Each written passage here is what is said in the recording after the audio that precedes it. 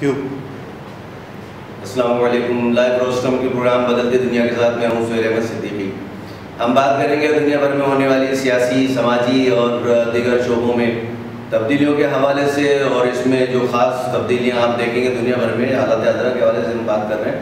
تو اس میں ایسی تبدیلیاں، ایسے سیاسی واقعات ہیں جو بعض اوقات کئی ہفتے یا کئی مہینے چلتے رہتے ہیں، اور دنیا کے ایسے خطے بھی ہیں جہاں پہ بعض معاملات کئی سال بلکہ کئی اشروں پر محیط ہیں.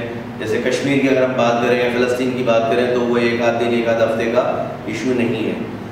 تو ہم کوشش کریں گے کہ بدلتی دنیا میں نہ صرف سیاسی، سماجی تبدیلیوں اور انقلابات کے حوالے سے بات کریں، حکومتوں کے خاتمے کی بات کریں، نئی حکومتوں کی بات کریں، انتخابات کی بات کریں وغیرہ، بلکہ ساتھ ساتھ ہم کوشش کریں گے کہ ادبی سرگرمیاں، میلے ٹھیلے اور دیگر جو بھی اس قسم کے معاملات ہیں، ایشوز ہیں جو ہماری کوریج کے لیے بہت اہم ہیں، ہم ان پہ مختصر گفتگو کر سکیں. ابتدا کرتے ہیں ہم برونڈی سے. برونڈی کا نام آپ نے یقیناً سنا ہوگا، دنیا کے غریب ترین ملکوں میں شامل ہے برونڈی. افریقہ جو دنیا کا دوسرا بڑا بر اعظم ہے، افریقہ کا یہ ایک چھوٹا سا ملک ہے. برونڈی میں آج سے بہت سال پہلے خانہ جنگی بہت خون خرابے کے ساتھ جاری رہی ایک طویل عرصے تک. دو بڑے وہاں پہ جو گروہ ہیں، ایک کا نام ہے ہوتو اور دوسرے کا نام ہے توتسی. ہوتو اکثریت میں ہے اور وہ حکمراں ہیں.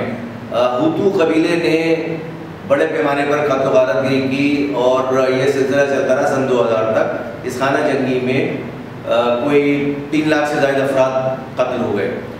اب سلسلہ یہ کہ جو دوبارہ سے 15 سال کے وقفے سے وہاں ہلچل ہوئی ہے، بے چینی اور ایک خانہ جنگی کیفیت دوبارہ سے برپا ہوئی ہے. تو وہ یہ ہے کہ جو ان کے صدر ہیں، ان کا نام ہے پیئر این نکورونزیزا. تو پیئر این نکورونزیزا صاحب جو پیشے کے لحاظ سے کبھی یونیورسٹی کے استاد تھے، پھر فٹ بالر ہوئے، اور پھر انہوں نے ایک فٹ بال ٹیم میں کھیلنے کے ساتھ ساتھ کوچنگ کا سلسلہ شروع کر دیا، اور آج بھی وہ اس کے اسٹرائکر ہیں. یہ ساری باتیں، اور وہ عامر ہیں برونڈی کے 10 سال سے چپکے ہوئے اقتدار کو. انہوں نے تیسری مرتبہ انتخابات لڑنے کا اعلان کر دیا. وہاں پہ پھر ظاہر ہے کہ بے چینی کیفیت ہوئی.